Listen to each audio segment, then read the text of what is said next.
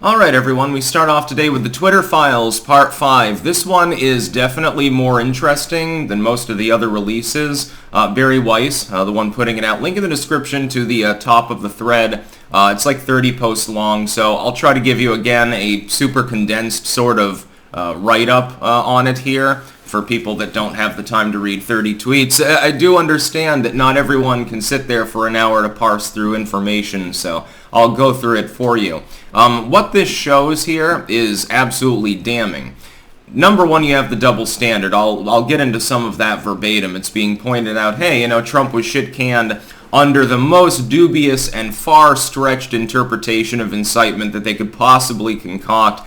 After, by the way, hours of pushback and dissent and saying, well, no, nothing here actually violates it, until Vagina weighed in, Vagina God, the head of Trust and Safety, formerly at Twitter, and decided, yeah, it's time for the hammer to fall.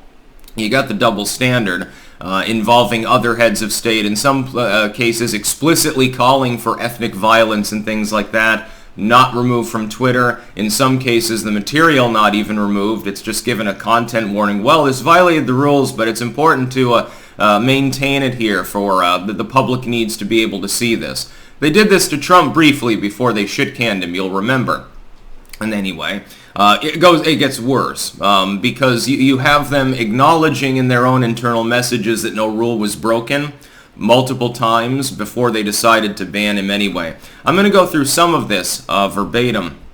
First and foremost, if you go down starting around the 7th post, it's funny because one of the few employees at Twitter that actually opposed the censorship operation is like, this is a Slack message, maybe because I am from China, I deeply understand how censorship can destroy the public conversation. It's very, very interesting, and you'll see this standard as well later on in the post. People that are outraged at the fusion of corporate and government censorship are more common in third world countries which have little to no personal autonomy than in the United States. The homeland of the free and the brave, the patriots, and we fought for our ability to speak and our ability to defend ourselves and stuff, are less likely to push back against this because of partisan politicking in the United States than people that are in countries that never really had like a fully enshrined concept of self-expression. I find that worrisome and sad. What we should be seeing is not simping for Twitter's censorship simply because the person censored was a Republican. We should see 99% of the population in utter outcry demanding that it stop. Instead, it's about a 50-50. I'm incredulous over this particular facet of how lemming-like and stupid many people in the public really are. After January 6th, this is post 9, I'll read a couple of them. Twitter employees organized to demand their employer ban Trump. This is the bulk of employers and the employees. You'll remember the WAPO releasing a list of 300 employees that demanded that he be banned. There's a lot of employee advocacy happening, said one Twitter employee. Advocacy, if you want to call it that. Okay. We have to do the right thing and ban this account, said one staffer. Pretty obvious he's going to try and thread the needle of incitement without violating the rules, said another again. None of his posts actually were inciting. This is literally pointed out by other employees and by their higher-ups multiple times. If you do go through the thread, it isn't until the head of Trust and Safety and Yoel Roth as well decide to weigh in that he ends up getting banned. They repeatedly find, including they themselves, the higher staff, not the regular employees and mods, but the higher staff there, they repeatedly acknowledge that Donald Trump's post did not violate their terms of service. They shit-canned him after the head of Trust and Safety said, well, if you interpret American patriots in his first of the two posts that they were considering, then it sounds like he's praising the rioters, so let's ban him. That was the rule that he apparently violated, calling people American patriots and telling people that they wouldn't stand for being abused. It doesn't reference a riot. It doesn't even reference a goddamn gathering. It could be interpreted basically any way that you want. If you're a liberal, you probably think it's patriotic to vote straight Dem. Maybe he was referring to them. I'm also not seeing a clear or coded incitement in the DJT tweet, wrote Anika Navaroli, a Twitter policy official. I'll respond in the elections channel and say our team has assessed and found no vios or violations for the Donald J. Trump one. And she does just that, and it goes on through. Now, here's the hypocrisy angle. To understand Twitter's decision to ban Trump, we must consider how Twitter deals with other heads of state and political leaders, including in Iran, Nigeria, and Ethiopia. And people did notice this at the time. The Ayatollah, I think, is still on Twitter, just to be clear. In June 2018, Iran's Ayatollah Ali Khamenei tweeted, "Israel is a malignant cancerous tumor in the West Asian region that has to be removed and eradicated. It is possible and it will happen." Twitter neither deleted the tweet nor banned the Ayatollah. This double standard is pretty sheer. In October 2020, the former Malaysian Prime Minister said it was a right for Muslims to kill millions of French people. Twitter deleted his tweet for glorifying violence, but he remains on the platform. They have it archived down below. Muhammad Buhari, the president of Nigeria, incited violence against pro-Biafra groups. "Those of us in the fields for 30 months who went through the war," he wrote, "will treat them in the language they understand." So, pew pew. Twitter deleted the tweet but didn't ban Buhari. In October 2021, Twitter allowed Ethiopian Prime Minister Abiy Ahmed to call on citizens to take up arms against the Tigray region. Twitter allowed the tweet to remain up and did not ban the Prime Minister. The only thing is it violated the rules. However, Twitter was determined that it is maybe in the public's interest for the tweet to remain accessible.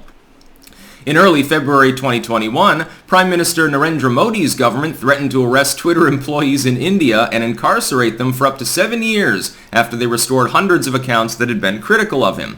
Twitter did not ban Modi. So apparently, even if you threaten Twitter employees themselves, that doesn't rise to the same level in the minds of some of the people that were formerly working at the company as saying that American patriots have had enough. That's incitement, but threatening to literally jail members of your own company, there's no problem there.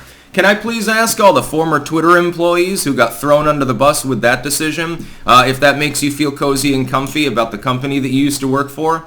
Oh, how much you hate Elon Musk. Oh my God, he's such a terrible, tyrannical figure who's actually attempting to evenly utilize the TOS. That's his sin. Elon Musk's sin is basically restoring some semblance of actual working order to Twitter. By the way, the site is growing and the advertisers are returning. So much for the Twitter is dead party bullshit from November. Anyway, you can go through that if you want, but in the end, long story short, multiple individuals who have been found to have broken the same rule have not been banned off Twitter. Probably because of wokeness. You know, Ethiopia's president is black, so that would be racism, right? We can't do that. We'd be meddling in a political system. I guarantee that people would claim that too, and the liberals would take them seriously. But when Trump gets banned, it's not interference. He incited violence. Specifically in the minds of Twitter's employees at large, former employees mainly now, for saying American patriots were pissed off. That's incitement to violence, and it's clear that he's going to do it again, so we have to remove the account. Yeah, that makes a whole lot of sense. There's no double standard. There's no problem with the former head of Trust and Safety. Yoel Roth's not problematic, despite his dozens and dozens of very bizarre tweets and his admission that he also had a dirty account that said in even weirder things, just to be clear. I'm not even going to go down that fucking rabbit hole. It'll probably violate TOS just talking about some of the fucking shit he said. Congrats to Barry Weiss. This is a huge story. Elon Musk, by the way, opining and retweeting it as well directly. He went on a tweet spree the other day. Now he's waging war on the woke mind virus. Yeah, I think that's probably a good idea, since it's quite clear that half the population believes that this sort of behavior, spurred on in part by government interference, by the way, is perfectly acceptable.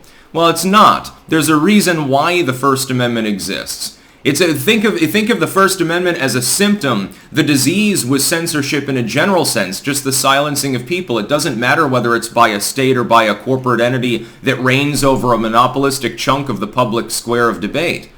Both of these things would have been abhorrent to the Founding Fathers. They never would have permitted in a million years this kind of situation of censorship had they foreseen the rise of this sort of thing. Back then, hey, there's 5 or 6 places where I can rent a printing press, or I can rig up my own, and I can distribute pamphlets. And, the only person that could stop me would be the government. Nobody else can stop me from pinning it up on a lamppost. Hell, the Supreme Court even ruled that company towns that were technically privately owned by a corporation couldn't do that. You could still distribute literature because it was a de facto infrastructure. So why then are they getting away with this on social media? And of course, the biggest piece of analysis people must understand, This is much wider than just Twitter. This sort of thing happened at Meta, and still does, at Google and YouTube as its subjugate.